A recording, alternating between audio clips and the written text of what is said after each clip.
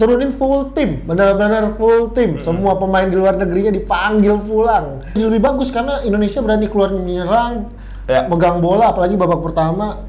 Tiap Thailand megang bola tuh ada 3 atau 4 pemain Indonesia langsung ngerubungin. Mau bisa main 90 menit dengan stamina full ya paling ya pemain-pemain yang main di luar negeri karena latihan fisiknya lebih proper mungkin ya. Ini gue bayangin grup WA-nya Portugal ya.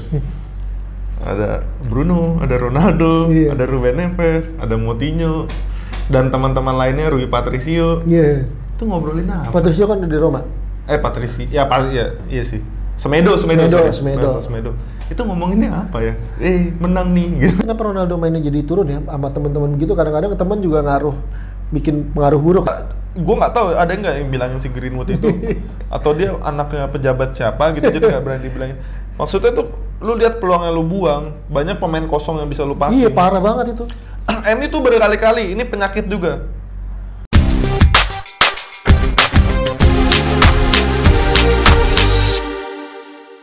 Selamat datang di Breakout Football. Ya, kembali lagi bersama rekan saya Eric Kolim.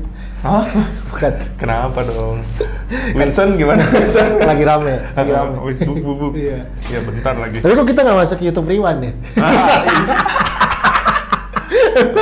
Emang karena nggak laku aja bagaimana ya? Iya. Apa kita nggak tahu Chandra Leo itu nggak dikenal? Emang katanya orangnya nggak? Katanya itu sih teman-temannya doang. Oh iya, katanya. Jadi gimana YouTube Rewind, bagus gak? Gue belum nonton. Nanti kita reaction. Ada lah, ntar suatu saat kita reaction. Ini ngebahas waktu gue bilang di episode sebelumnya lu sipilis tuh. Udah sembuh kan nih. Nah, kemarin bener kalau bikin gosip. Nah, lu tunjukin dulu kalau lu nggak sipilis. Bener nggak? Coba lu buka. Enggak, banyak yang pengen ntar. Jadi seperti prediksi cupang minggu lalu, berkali-kali diprediksi tetap saja Thailand yang juara. Iya. Dan cupang aja ngerti ya? Cupang aja ngerti. Ya, memang ya lu yang menilai lah gimana di first leg dan kalau di first leg gua nggak tahu, mungkin ini karena pemain muda final pertama.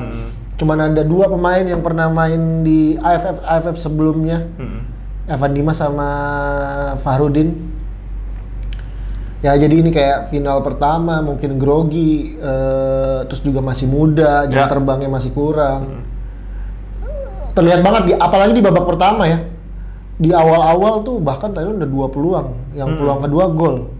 Di 5 menit awal itu. Ya, langsung gol cepat itu mungkin lumayan shocking. Menit pertama bahkan Nadeo udah save tuh. Langsung itu peluang pertama serangan pertama bahkan. Iya. Langsung jadi peluang.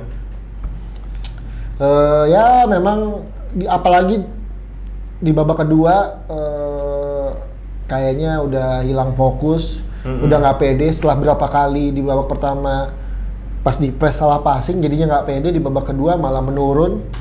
Ya dihukum sama Thailand dan golnya Thailand rata-rata mirip-mirip lah, dari sayap rata-rata crossing cutnya ke belakang, crossing ke belakang. Build up serangannya pun dimulai dari sayap kiri Indo. Iya. Yang saat itu lagi bolong sama Pratama Arhan. Iya, nggak ada Pratama. Babak pertama diisi sama Edo, babak kedua diisi Dewangga, dua-duanya bolong. Ya emang Dewangga sih emang bukan di situ sih mainnya biasanya. Ya. Dan Dewangga ada peluang yang harusnya bisa dikonversi gol. Babak pertama tuh harusnya kontrol dulu sih sebenarnya itu. Itu terburu-buru memang. Dan yang kedua Irfan Jaya tuh kayaknya agak lebih maruk ya karena bisa di passing. Udah one-on-one sama kiper ya. Udah terlihat di Singapura. Iya. Lawan Singapura. Peluang terbaik Irfan Jaya pas lawan Singapura tuh pas dia dapetin kartu merah buat musuh. Iya. Hanya itu. Ya masih dimaklumin lah ini karena. Leg kedua gimana kalau leg kedua? Leg kedua jauh lebih baik sih, apalagi mungkin di leg kedua itu udah nggak ada beban, udah kalah 4-0, mau gimana lagi, udah attack aja.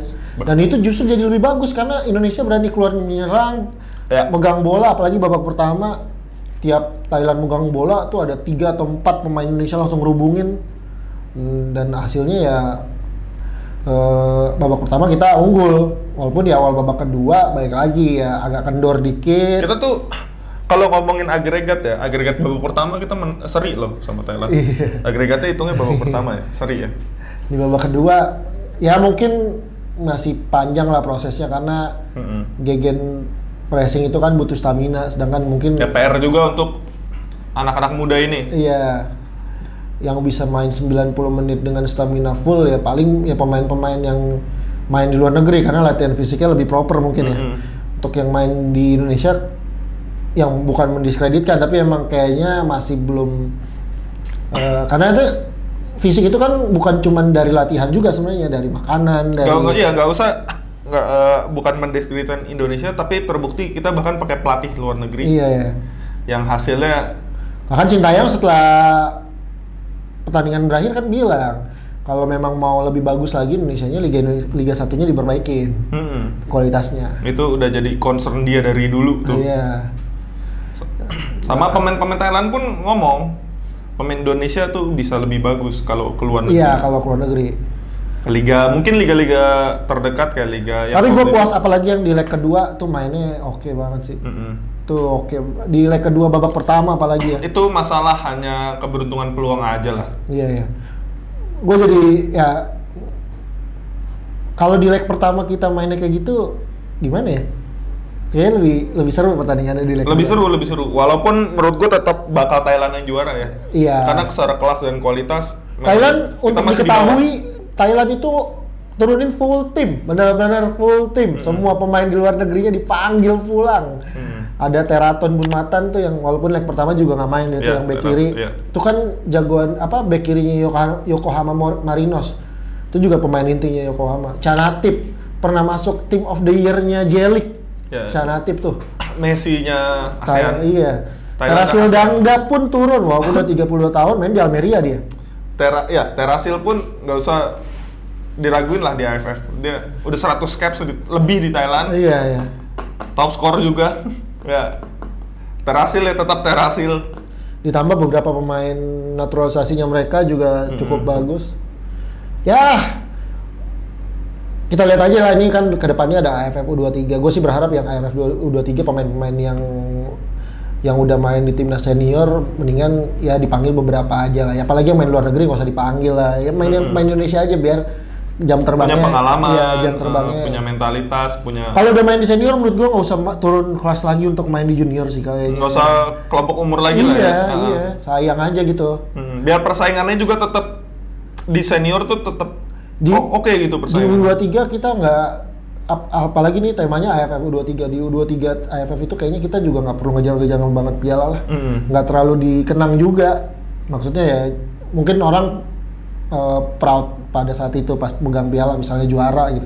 Tapi kelamaan kan kalau kelompok umur nggak terlalu di orang orang kalau juara kan juaranya juara senior. Yang prestisnya lebih tinggi pasti dibanding kelompok. Kecuali juara Piala Dunia U20 itu lumayan tuh. Nah, itu masih ada CV lah. Euro atau ya kalau gue pikir memang agak diseriusin mungkin SEA Games lah karena itu kan berhubungan dengan total medali Indonesia. Itu lumayan lah kalau mau dipanggil-panggilin pemain yang oke-okenya di bawah 23 itu oke. Cuman kalau kayak masih sekelas AFF kan itu kayak buat pembinaan aja lah. Step by step lah. Regenerasi aja. Iya. Tapi semoga ini jadi kekalahan terakhir loh lawan Thailand kita. Ya, gua rasa ini walaupun ini lagi generasi emasnya Thailand, kayaknya ini udah mendekati akhir-akhir generasi emasnya. Melihat Terasil Dangda umurnya udah 32. Canatip masih 28 sih, masih bisa 2, 3, 4 tahun lagi. Canatip ya 2 tahun lagi akan di umur emas. Nah, itu tantangan Indonesia juga tuh. Canatip 28 sih, tapi sekarang Supaco sisanya masih pemain muda. Yang menarik adalah ketika Witan, Egy dan kawan-kawan main di U23, Supacok dan kawan-kawan tuh justru susah menang lawan Indonesia. Nah, ketika Canatip digabungin sama Terasil Dangda emang beda jadinya pengalamannya. Iya.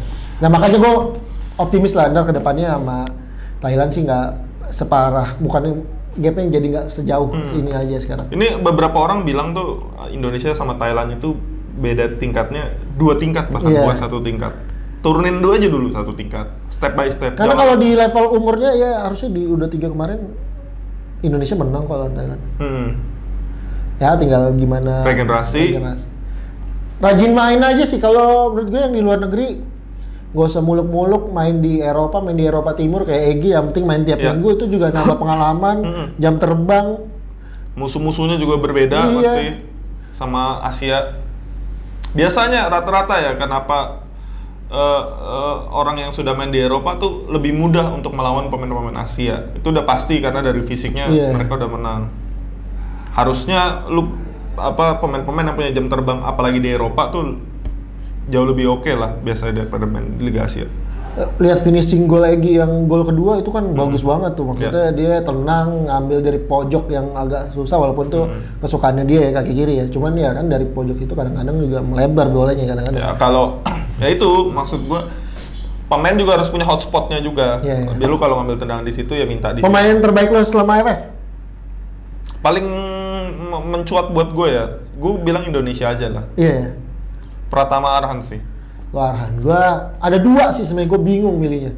Satu Ricky Kambuaya sama Witan. Ricky Kambuaya sama Witan. Gila. Witan lumayan ngegendong ya. Apalagi waktu Egy belum datang kan, Egy ya ada main praktis cuma di final ya. Di semifinal pun dia mainnya dikit lah. Tapi 2 gol. Iya. 1 gol lah, tapi satu yang dia yang buat itu bunuh diri. Ya Witan sih dari babak grup udah kelihatan. Udah kelihatan Witan itu udah kan ada satu momen kemarin yang di leg kedua tim Indonesia hilang bola gitu di pertahanan Thailand, tiba-tiba dia lari dari tengah terus dapat bolanya. Wah, gila sih. Itu padahal itu menit 80-an, 70-an. Ya itu gunanya latihan fisik. Sprint kenceng banget terus. Ya, tapi karena teman-teman dia udah capek juga nggak ada yang ngejar dia jadinya. Ya, tapi udah oke lah. Ya, kalau mau ngabarin buat Bang Nadio kapan jadinya kita podcast tadi baru jawab hai doang nih. Oke deh. Boleh ditunggu Bang Nadio. Iya, tadi baru ngomong hai doang. Majalah kali. Udah, kita cukup ngomong Indonesia, kita udah tahu. Kita ke luar negeri ya. Oke. Timor Leste gimana? Bukan. Kita mau ngomongin Liga Costa Rica. Siapa klub? Ya ngomongin Liga Inggris yang lagi hot-hotnya Liverpool Chelsea. Tapi gue nggak mau bahas Liverpool Chelsea-nya dulu. Kita ngomong sebelum pertandingan ada yang rame-rame tuh. Gosip, bukan gosip. Dia sendiri ngomong. Gosip sih, ya. Wawancara yang berujung media rame dan banyak. Wawancara ada yang dipelintir dikit. Ya kata-katanya dirubah-rubah lah media, jadinya bahan gorengan. Iya, ini media Inggris, jangan lupa media Inggris. Ya, enggak, sebenarnya wawancaranya sama media Italia itu Sky Sport Italia. Tapi dia main di Inggris, itu dia maksud gua. Beritanya tuh blow up itu. Ya Lukaku. Ini sebenarnya wawancaranya 3 minggu yang lalu. Waktu Lukaku lagi dicadangin mulu sama Tuchel. Sebelum dia nyetak 2 gol lagi, cetak 2 gol berturut-turut di 2 partai terakhir. Ya cuman waktu itu mungkin Lukaku lagi kesel. Ya cuman nggak etis ya memang pemain ngomongin klubnya kayak gitu ya. Ya cuman kayaknya emang dia lagi kesel banget. Dia bilang bahwa Chelsea itu kayak nggak memenuhi ekspektasinya dalam hal nggak bisa provide dia lah. Iya, dalam hal taktik. Taktik dan ya gue nggak tahu. Terutama dia nyerangnya personal sih ke Tuchel ya. Walaupun dia bilang dia akan bekerja keras. Cuman kan media nggak mengutip bagian itunya.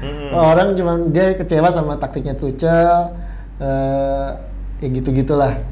Ya saya sebagai penggemar Inter sih seneng-seneng aja. Apalagi dia bilang di in my head cuman ada Milano. Oh, iya, AC Milan. Terus gue juga nggak tahu ada di Facebook, bahkan satu di Facebooknya bionya masih Inter Milan. Apakah itu emang belum diganti dari lama? Tapi itu juga rame di Twitter. Dan gue cek juga di Facebooknya beneran masih Inter Milan tulisannya. Ya gue nggak tahu ya. Lukaku juga dulu sebelum pindah ke MU aja bio dia Red Devils. Itu kan masalahnya di timnas Belgia. Terus dibakar-bakar sama media. Udah pindah ke MU. Ya media lah. Ternyata Ya kalau menurut gue sih ini biasa lah pemain kesel. Cuman yang salahnya Lukaku kenapa ngomongin ke media nggak ngomongin ke Tuchel. Kurang etis aja. Kejadian kayak gini tuh banyak untuk pemain-pemain pro tuh banyak banget. Bahkan pemain diganti marah-marah ke pelatih pun sering kan. Ini mirip-mirip kayak gitu sih sebenarnya menurut gue. Cuman dia ngomongnya ke media aja. Bedanya itu. Dan yang lebih parahnya lagi yang mungkin bikin fans Chelsea kesel, dia bilang bakal pengen main di Inter lagi. Sedangkan dia kan sendiri masih pemain Chelsea. Ya baru. Iya. Ya itu mungkin yang bikin kesel. Walaupun Kurva Nord sendiri fans Inter bilangnya lo meninggalkan tim saat badai. Jadi pas saat sekarang udah hujan lo kayaknya nggak diterima lagi gitulah intinya gitu. Ya kita lihat aja jadinya Lukaku mau dijual atau enggak. Terakhir sih beritanya dia udah berdamai sama Tuchel. Tapi di game terakhir ya dia Liverpool Chelsea ya, harus nggak main. Harus nggak main. Menurut lu Liverpool Chelsea itu gimana pertandingannya? Terus gue babak pertama sih keren banget sih itu pertandingan. Gue yang gue bilang gue lumayan sial. Jadi gue nonton tuh sengaja untuk babak kedua. Karena gue pikir kan bakal boring game. Iya. Ternyata tidak ada gol babak kedua. Justru babak kedua dah. Yang babak pertama ada ya, gol Kovacic tuh keren banget sih. Ya, bisa gitu ya. Di Inter kok nggak bisa ya? Nggak, yang jangan nanya di Inter dong. Di Inter justru dia ngegendong Inter waktu itu. Iya di sih. Madrid kenapa dia nggak pernah? Di Madrid dia kenapa nggak pernah main? Masih bocah. Oh, iya. Ada Modric lagi, mas-masnya susah. Ya, itu unexpected sih golnya Kovacic. Ya, ada keberuntungan dikit karena bolanya ngarah ke dia. Ya tapi sisanya ya itu kualitas emang. Ya nggak mungkin bisa begitu kalau nggak punya skill juga lah. Tetap. Bisa turun gitu ya? Ada, gue juga bisa. Kalau dikasih kayak gitu mah, bola nggak pernah enaknya datang ke gue. Ya terlepas dari itu game seru banget sih. Mane Salah memang membuktikan dia dibutuhkan Liverpool. Dan kita akan lihat gimana Liverpool tanpa Mane Salah dalam sebulan ini. Ya, balik ke Liga Afrika. Iya, balik ke Liga Afrika. Liga apa? Piala Afrika. Liga Afrika. MU nggak ada ya pemain dipanggil? Ada dong. Siapa? Erik. Oh, Bailey doang. Back terbaiknya. Wan Bissaka bukannya udah warga negara? Apa sih dia tuh? Itulah. Dia nggak dipanggil? Harusnya dipanggil. Dia udah milih untuk nggak masuk Inggris kan? Iya. Harusnya sih dipanggil. Gue belum lihat lagi berita, gue baru lihat Bailey doang nih. Karena lagi malas ya nonton. Jemba dipanggil? Hah? Dulu sih ya dipanggil. Dulu ya. Padahal nggak pernah main dipanggil.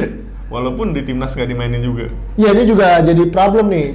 Liga bergulir ada Piala Afrika. Emang dari dulu nih kayak gini. Selalu bentrok. Zaman Eto'o juga. Didier Drogba. Salomon Kalou dipanggil-panggilin dulu. Sampai pemain berkurang. Maksudnya ya bingung juga sih. Kenapa di Januari kan biar kalau di summer kan harusnya ada Piala Dunia soalnya. Bentrok. Maksud gue gini loh, kan ada jatah-jatahnya nih. Kenapa nggak selingannya tuh tiap summer tuh kalau lagi Piala Dunia tahun depannya misalkan Liga Amerika Piala Amerika, tahun depannya Euro, tahun depannya Eropa, terus ada Afrika juga gitu, selang-seling aja gitu. Nah masalahnya Afrika itu nggak pernah mau samaan Piala Eropa karena hak siarnya berkurang mungkin. Pasti. Terkait dengan dan fans Afrika tuh banyak banget pencinta sepak bola Eropa. Apalagi sama Amerika pun pasti dia kalah, jadi dia milih waktu yang sendiri. Sama kayak Piala Asia, sekarang kan Januari juga tuh Piala Asia. Iya, tapi ya jadinya bentrok gitu. Iya. Ya nggak apa-apa Liverpool ini. MU tapi lumayan berat kalau MU karena kehilangan back terbaiknya ya. City udah terlalu jauh di atas ya. Tapi City kehilangan Mahrez doang paling. Ya, banyak lah penggantinya. City mah nggak perlu. Dalam banget skuadnya. Orang satu-satunya dijual ke Barca. Iya. Ferran Torres kan striker mereka. Iya, striker cuman murni striker itu dijual. Tapi tetap peringkat 1. Iya. Gue nggak ngerti ya. Pep luar biasa sih. Gendongnya mantap sih. Masa Barcelona nggak mau pindah ke tim lain? Ke MU misalnya? Terima nggak kalau Pep mau ke MU? Nggak dong. Kenapa? Nggak aja. Nggak masuk. Keren kali kalau MU dilatih. Nggak lah, dia balik aja ke Barca deh. Ya udah kita balik lagi ke Liverpool Chelsea. Ya udah itu pertandingan seru banget sih walaupun akhirnya anti klimaks 2-2 dan tidak tambah gol babak kedua. Boring banget babak kedua. Gue nonton saat itu. Dan 2-2 nih babak pertama. Dan yang paling penting adalah MU kalah. Dari serigala kuning. Serigala Portugis. Iya. Itu di grup. Itu mencerminkan bahwa pentingnya gelandang bertahan bernama João Moutinho dan Ruben Neves.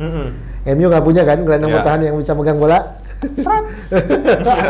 Ya, ini gue bayangin grup WA-nya Portugal ya. Ada Bruno, ada Ronaldo, ada Ruben Neves, ada Moutinho, dan teman-teman lainnya Rui Patricio. Iya. Itu ngobrolin apa? Patricio kan di Roma. Patricio, iya sih. Semedo. Itu ngomonginnya apa ya? Menang nih gitu. Ngomong ke teman-teman, gue lagi menang nih. Iya. Dia kirim foto lagi ngerayain di ruang ganti ke grup Portugal. Portugis Connection gitu. Terus apa ke Ronaldo sama Bruno baca gimana? Kapten pertama Ronaldo setelah kembali. Tapi kenapa Ronaldo mainnya jadi turun ya sama teman-teman begitu? Kadang-kadang teman juga bikin pengaruh buruk ya. Gue ngeliat ya, Ronaldo tuh kalau kayak di Madrid lah contoh peaknya dia. Dia nggak banyak kerja, jadi dia benar-benar abisin kekuatannya hanya untuk nyetak gol. Ada suppliernya. Nah ini dia mesti narik mundur lagi, maju lagi ke depan ya. Otomatis jauh lebih capek kerjanya dan dia udah lebih tua sekarang. Udah pasti. Tapi di Juve juga mundur, Jo.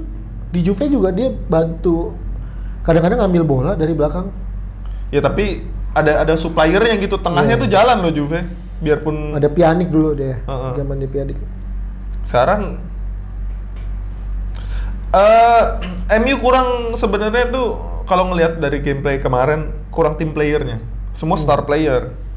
Iya, apalagi yang namanya Greenwood itu ya.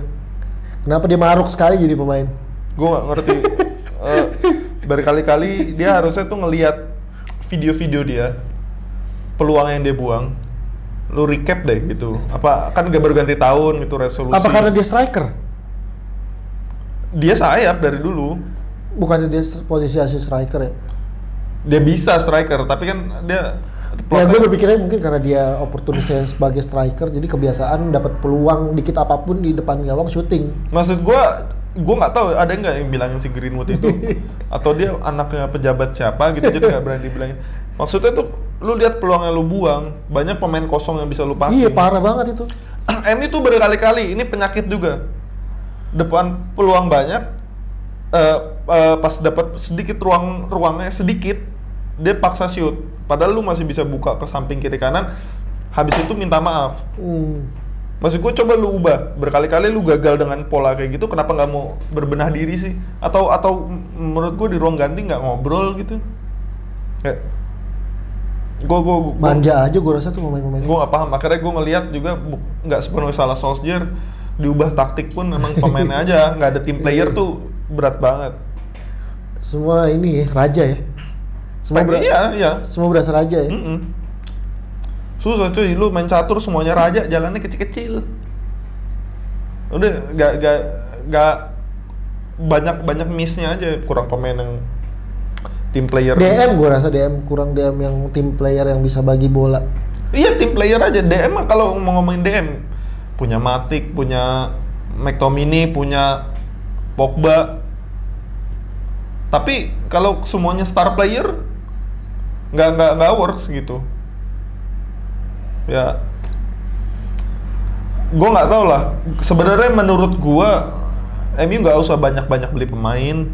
Yang penting pola gameplaynya aja yang lu ubah gitu. Gimana caranya gue nyuplai bola apa segala macem. Apalagi Rangnick nggak pernah nanganin pelatih tim gede dan pemain besar ya. Teman-teman tim-tim bertabur bintang lah susah. Iya, Los Galacticos gitu. Dia nanganinnya Uchida. Uci. Iya kan? Sama ini. Masuk top. Neuer kipernya dulu. Minamino ya, iya. Minamino juga. Tapi dia waktu itu dari Dirtek dia bukan pelatihnya sih. Kalau waktu Schalke kan pelatih. Udah. Sampai jumpa di udah kelamaan nih soalnya. Sampai jumpa di YouTube Rewind 2022. Siapa tahu kita main. Enggak, lu aja. Oke, ya udah. Kasih ke Robert aja. Gua Kurt Cobain pamit. Gua Sandrina Malakiano pamit. Ciao. Oke, footballer, akhir kata Stefano akan mengucapkan sesuatu. Jangan lupa like, comment, subscribe. Bye.